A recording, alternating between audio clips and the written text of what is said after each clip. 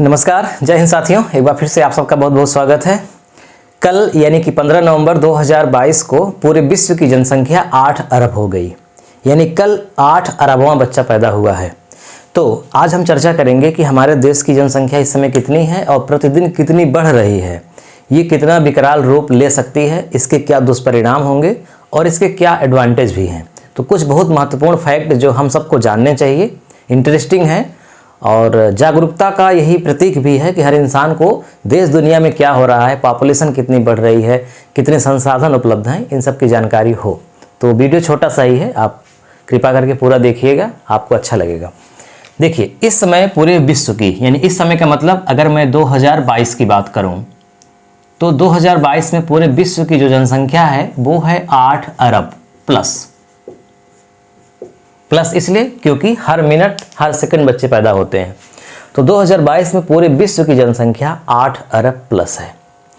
अब देखो, इसमें इस समय भारत की अगर हम बात करें, स्पेशल भारत की, तो भारत की जनसंख्या इस समय 2022 में जो संयुक्त राष्ट्र का जो एक सर्वेक्षण है उसके अनुसार 1.41 अरब, मतलब 1 अरब 41 करोड़ कुछ लाख इस समय भारत की जनसंख्या। इसके पहले अगर चीन की बात करें तो चीन अभी भी भारत से आगे है जनसंख्या में, वहाँ 1.42 अरब कह सकते हैं, थोड़ा सा ही आगे है, ज़्यादा नहीं, कुछ करोड़ में। तो 1.42 अरब चीन की जनसंख्या है जो विश्व में नंबर 1 पर है, ये प्रथम है। पूरे विश्व में सबसे अधिक जनसंख्या चीन की है। उसके बाद दूसरे स्थान पे आता है भारत। लेकिन ये 2022 की बात है, 2023 में भारत की जनसंख्या नंबर 1 हो जाएगी, यानी चीन को भी ये पछाड़ देगा। यानी 2023 में ये जिस हिसाब से जनसंख्या बढ़ रही है भारत की, इससे अनुमान लगाया गया है कि 2023 लास्ट तक में भारत नंबर 1 पे हो जाएगा और चीन नंबर 2 पे हो जाएगा। इसका मतलब पूरे दुनिया में सबसे ज़्यादा आबादी भारतीयों की होगी। अब मैं आपको बताऊंगा भी कि मतलब कितने % वृद्ध हैं, क्या है ये सब, थोड़ा सा आप यहाँ पे देख लेते हैं। 2022 में जनसंख्या पूरे विश्व की 8 अरब है। तो 1 अरब कब थी? जाहिर सी बात है, कभी तो 1 अरब हुई ही होगी, फिर 2 अरब हुई होगी, 3 अरब, 4, 5, 6, 7, 8, फिर 9, फिर 10 अरब भी हो जाएगी, है कि नहीं? बिल्कुल हो जाएगी।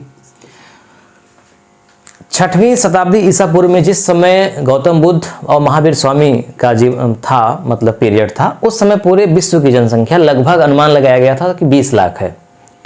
यानी आज से लगभग 2500-2600 साल पहले पूरे विश्व की जनसंख्या लगभग 20 लाख के अंदर थी। और जनसंख्या बहुत तेजी से नहीं बढ़ती थी, बहुत कम बढ़ती थी। उसका रीजन ये था कि जीवन प्रत्याशा कम थी, जितने पैदा होते थे, है ना, काफ़ी मात्रा में बच्चे मर जाते थे स्वास्थ्य के कारण, और बहुत सारे रीजन थे, महामारी फैल जाती थी इसके कारण। तो अभी जनसंख्या जो बढ़ रही है उसके रीजन में आपको बताऊंगा क्या है, संयुक्त राष्ट्र ने बताया भी है कि उसके रीजन क्या है। तो मैं अब 1 अरब की अगर बात करूं तो 1 अरब पूरे विश्व की जनसंख्या कब हुई? ये हुई 1804 ईस्वी में। ईस्वी, या इसी को अंग्रेजी में बोला जाता है एडी। एडी मीन्स एनो डोमिनी, यानी ईसा के जन्म के बाद। ईसा पूर्व को बीसी बोला जाता है, बिफोर क्राइस्ट। तो एडी 1804 में, जाहिर सी बात है अंग्रेजों का शासन था यहाँ पे, उस समय भारत को मिला करके पूरे दुनिया की जनसंख्या 1 अरब हो गई। जैसे 2022 में अभी 8 अरब हो गई है, वैसे ही 1804 में। अब 1 अरब से 2 अरब इसको होने में 100 साल से ज़्यादा लग गया। 1927 में जाकर की जनसंख्या 2 अरब हुई। यानी 1 अरब 1804 में हुई। कितने समय में हुई? तो हजारों सालों में हुई, कोई पता ही नहीं है। जब से मानव सभ्यता का इतिहास है तब से लेकर के। उसके बाद 2 अरब इसको होने में 100 साल से ज़्यादा समय लगा, 123 साल का समय लग गया, मतलब 1 अरब और होने में।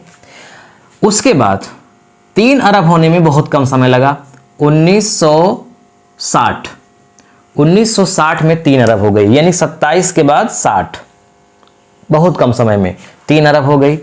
फिर उसके बाद 1974 में, ये मैं पूरे भारत ही नहीं पूरे विश्व की बात कर रहा हूँ ना, विश्व स्तर पर, क्योंकि ये गणना विश्व स्तर पे हो रही है। हालांकि भारत की जनसंख्या अलग से होती है, हर 10 साल में होती थी, अभी इस साल कोरोना के कारण लेट हो गया, नहीं 2021 में हो जाती भारत की जनसंख्या।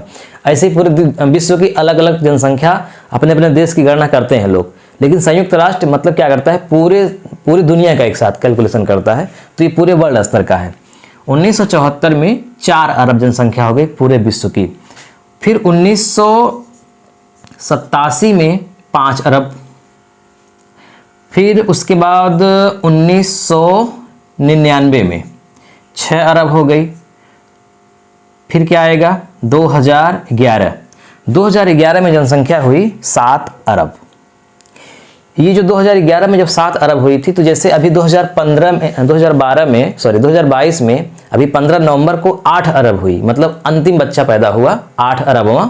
उसका वर्णन अभी आगे आएगा, उस पर मतलब पता कर रहे हैं कि कौन बच्चा है। ऐसे 2011 में जब 7 अरब जनसंख्या हुई, तो एक बच्चा पैदा हुआ था बांग्लादेश की राजधानी ढाका में, यानी बांग्लादेश की एक बच्ची थी सदिया सुल्ताना, ये नाम था सदिया सुल्ताना। ये ढाका की एक बच्ची थी जिसका जन्म हुआ था 31 अक्टूबर 2011 को। और ये जो बच्ची है इसको दर्जा प्राप्त है विश्व की 7 अरबवीं बच्ची, यानी जब 7 अरब पूरा होने में जनसंख्या एक बाकी थी, तभी ये बच्ची पैदा हुई थी 31 अक्टूबर 2011 को, और पूरे विश्व की जनसंख्या मानी गई कि अब 7 अरब हो गई। अब 2008 में, यानी कितने साल के बाद, 2022 में गणना हुई है 11 साल के बाद, 1 अरब जनसंख्या और बढ़ गई, और इस समय पूरे विश्व की जनसंख्या हो गई है 8 अरब। अब देखो इसके आगे भी जाएगा, इसके आगे 2037 और 2050 अनुमान लगाया जा रहा है कि 2037 में पूरे विश्व की जनसंख्या होगी 9 अरब, और 2050 में पूरे विश्व की जनसंख्या होगी 10 अरब, और यहाँ पर ठहराव शुरू हो जाएगा। ठहराव का मतलब 10 अरब प्लस नहीं होने पाएगी, ऐसा अनुमान है। 10 अरब के बाद फिर जनसंख्या धीरे धीरे कम होने लगेगी। जैसे बहुत सारी यूरोपियन कंट्री में जनसंख्या नहीं बढ़ रही है, जैसे आप जापान को ही ले लीजिए, वहाँ जनसंख्या निगेटिव में जा रही है। ऐसी बहुत सारी यूरोपियन कंट्री में जनसंख्या, जैसे इटली, जनसंख्या निगेटिव में है, मतलब बढ़ ही नहीं रही है। तो ऐसे ही पूरे विश्व स्तर पर ऐसा हो जाएगा कि एक ठहराव आ जाएगा 2050 तक। और 2050 तक मैं अगर भारत की बात करूं, तो 2050 में भारत की जनसंख्या हो जाएगी 1.68 अरब, 2 अरब नहीं होगी, ठीक है, 1.5 अरब से ज़्यादा, 1 अरब 68 करोड़ ऐसा अनुमान लगाया जा रहा है। और भारत की भी जनसंख्या में ठहराव आ जाएगा, जो जिस स्पीड से अभी बढ़ रही है वो उसमें कमी आएगी। जैसे देखिए 7 अरब से 8 अरब पहुंचने में 11 वर्ष लगा, 7 अरब से 8 अरब पहुंचने में जनसंख्या को कितना वर्ष लगा, 11 वर्ष लगा। अब इस 1 अरब की जनसंख्या में, जो 1 अरब जनसंख्या बढ़ी, इस 1 अरब की जनसंख्या में 4-5 देशों का बहुत बड़ा रोल है, जिसमें से सबसे बड़ा रोल है भारत का। मोस्ट इंपॉर्टेंट बात ध्यान रखिएगा, सबसे बड़ा रोल भारत का, उसके बाद है चीन का। इस 1 अरब जनसंख्या पूरा करने में भारत की जनसंख्या है 17.7 करोड़। इसका मतलब क्या हुआ, मतलब ये है कि पिछले 11 वर्षों में भारत की जनसंख्या में 7 करोड़ 70 लाख की वृद्धि हुई है। पूरी जनसंख्या बढ़ी है 1 अरब यानी कि 100 करोड़। इस 100 करोड़ में भारत की जनसंख्या बढ़ी है 17 करोड़ 70 लाख, ठीक है, 17 करोड़ 70 लाख। लेकिन चीन की जनसंख्या सिर्फ और सिर्फ 7.3 करोड़ बढ़ी है। पिछले 11 वर्षों में चीन की जनसंख्या 7 करोड़ 30 लाख बढ़ी है और भारत की जनसंख्या 17 करोड़ 70 लाख बढ़ी है। हालांकि अभी भी चीन नंबर 1 पे बना हुआ है, लेकिन देखिए 10 साल में लगभग 10 करोड़ जनसंख्या भारत की चीन से ज़्यादा बढ़ी है। तो अब इस स्पीड से ही अनुमान लगाया गया कि बस अगले साल ही भारत चीन से आगे हो जाएगा, क्योंकि चीन की जनसंख्या बहुत कम बढ़ रही है। अब इससे भी मतलब वृद्धि कम होगी वहाँ पे। ऐसे ही बहुत सारे देश हैं जहाँ पे 0 कंट्रीब्यूशन हुआ है, यानी 1 अरब की जनसंख्या में कुछ ऐसे देश हैं जहाँ एक भी जनसंख्या नहीं बढ़ी है बल्कि कुछ कम हो गए हैं, तो ऐसा भी हुआ है। अब मैं अगर पूरे विश्व स्तर की बात करूं तो ये जो 8 अरब की जनसंख्या है, इस 8 अरब की जनसंख्या में सबसे बड़ा रोल है चीन का, लगभग 18% चीनी है, और लगभग 18% यानी 18 से थोड़ा सा कम मान लीजिए, अनुमान लगा लीजिए लगभग 18% भारत की भी जनसंख्या है पूरे विश्व की जनसंख्या में। और तीसरे नंबर पे आता है अमेरिका। अमेरिका की जनसंख्या पूरे विश्व की जनसंख्या में 4% है। और फिर पाकिस्तान भी ले लीजिए, पाकिस्तान की भी जनसंख्या बहुत ज़्यादा है 3%। फिर आता है आपका इंडोनेशिया है, नाइजीरिया है, तो यहाँ की भी जनसंख्या लगभग 3% है। यानी कि अगर 100 लोगों के समूह को खड़ा कर दिया जाए विश्व स्तर पे, तो वहाँ पर 18 चीनी होंगे, 18 भारतीय होंगे, 4 अमेरिकन होंगे और 3 पाकिस्तानी होंगे। अब देखिए, एक बहुत महत्वपूर्ण प्रश्न है कि ये जो पूरे विश्व की आबादी बढ़ रही है, तो इसका रीजन क्या है, मतलब आबादी बढ़ने का कारण क्या है। आबादी बढ़ने का कारण, तो आबादी बढ़ने के बहुत सारे कारण हैं, लेकिन उसमें से मुख्य 2 कारण हैं जो बहुत ही ज़्यादा कारक बन गए हैं इसके बढ़ने के। जैसे पहला है स्वास्थ्य। स्वास्थ्य में वृद्धि। स्वास्थ्य में वृद्धि का मतलब लोगों का स्वास्थ्य अच्छा हो गया, मतलब इसका मतलब ये नहीं हुआ स्वास्थ्य अच्छा हो गया। स्वास्थ्य में वृद्धि का मतलब ये हुआ कि चिकित्सा में बहुत ज़्यादा वृद्धि हुई है। लोगों को कोई भी बीमारी हो तुरंत उनको चिकित्सा मुहैया हो जाती है। मतलब बीमारी के कारण बहुत, जो पहले बहुत ज़्यादा मृत्यु होती थी उसमें बहुत गिरावट आ गई है।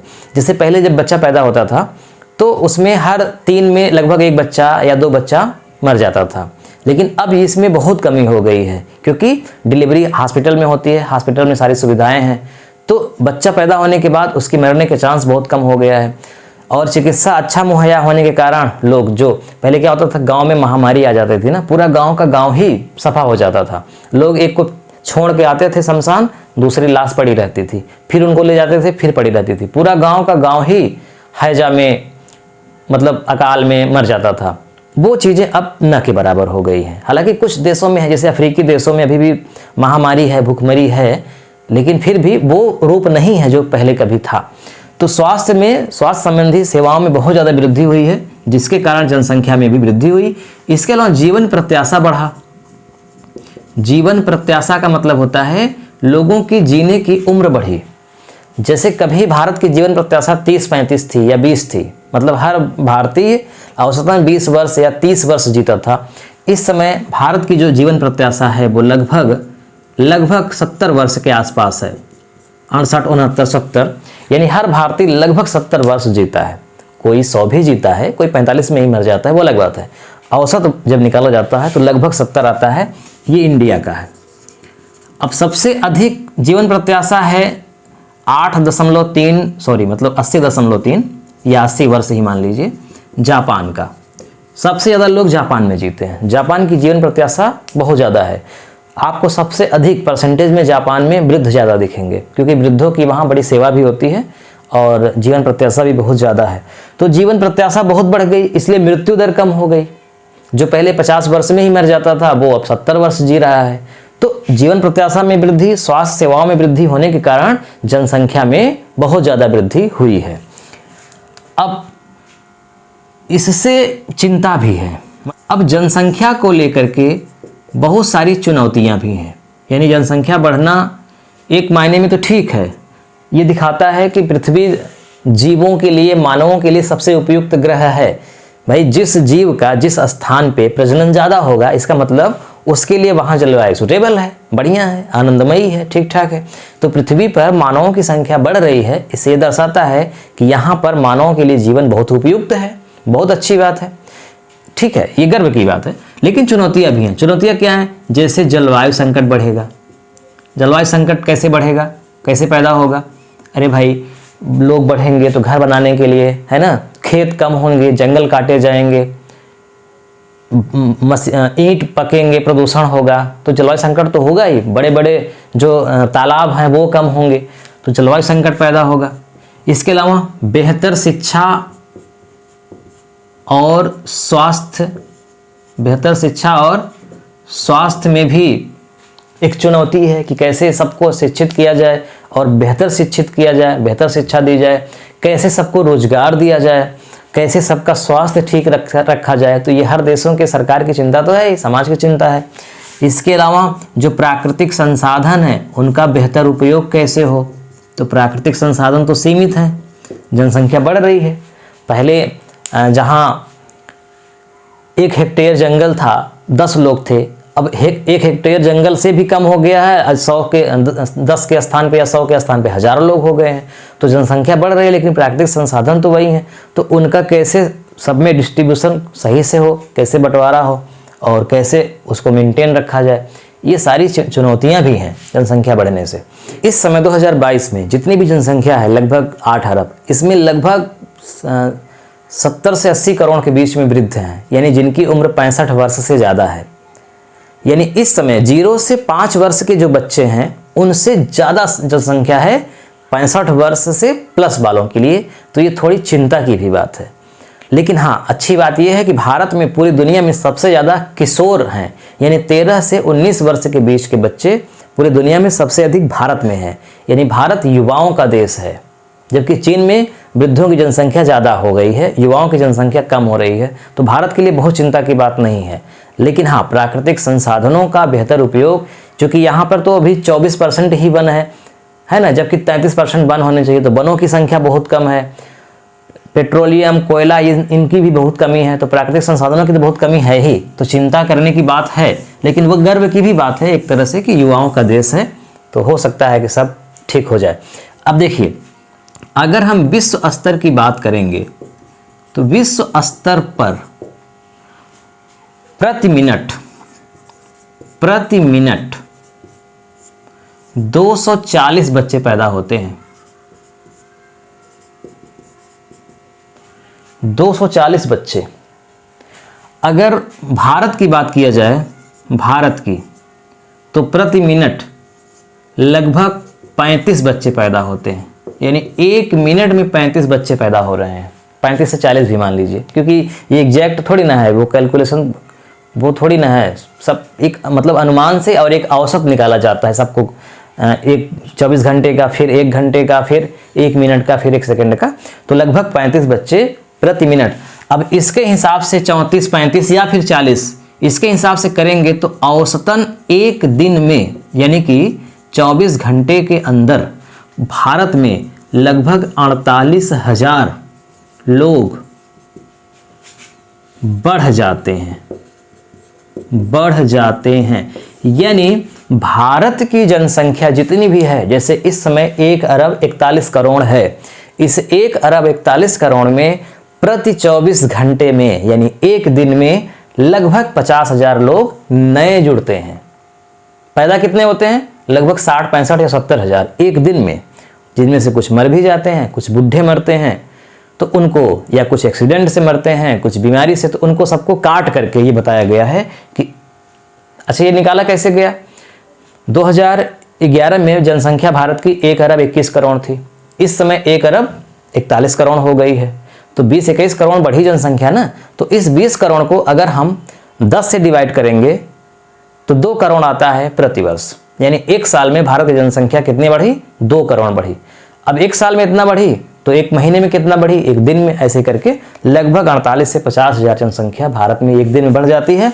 अगर विश्व स्तर की बात की जाए तो लगभग 2.75 लाख, यानी 2.25 लाख जनसंख्या पूरे विश्व में नई हो जाती है, मतलब बढ़ती है। जनसंख्या में वृद्धि लगभग 2.25 लाख होती है प्रतिदिन, भारत में लगभग 50,000। अब बताइए, इसका मतलब 50,000 जनसंख्या भारत की एक दिन में अगर बढ़ रही है तो इसका मतलब 50,000 रोजगार भी तो होने चाहिए। कितनी घनघोर चिंता है। 1 साल में 2 करोड़ रोजगार होने चाहिए, क्योंकि 1 साल में 2 करोड़ जनसंख्या भारत की बढ़ रही है। ठीक है, तो वीडियो देखने के लिए आपका बहुत बहुत धन्यवाद। वीडियो को शेयर करिएगा, अधिक से अधिक लोग इसको देख सकें।